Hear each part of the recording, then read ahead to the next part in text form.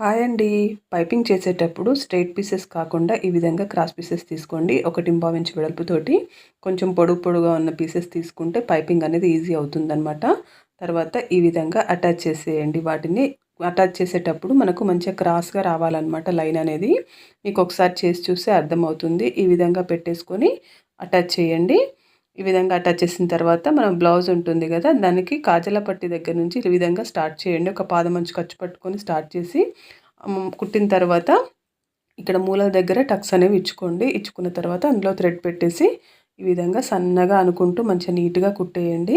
ఎక్కడ లాగకుండా కుట్టండి. బుంగలాగా రాకుండా మంచిగా సన్నగా వచ్చేటట్టుగా చూసుకోండి పైపింగ్ అనేది. తర్వాత ఇటువైపు నుంచి ఈ విధంగా ఫోల్డ్ చేసేసి నీట్గా కుట్టేయండి. హెమ్మింగ్తో పని లేకుండా ఈ విధంగా నీట్గా కుట్టారంటే పైపింగ్ అనేది ఇంత నీట్గా వస్తుంది. నచ్చితే కనుక సబ్స్క్రైబ్ చేసుకోండి. అదేవిధంగా లైక్ చేయండి. Thank you.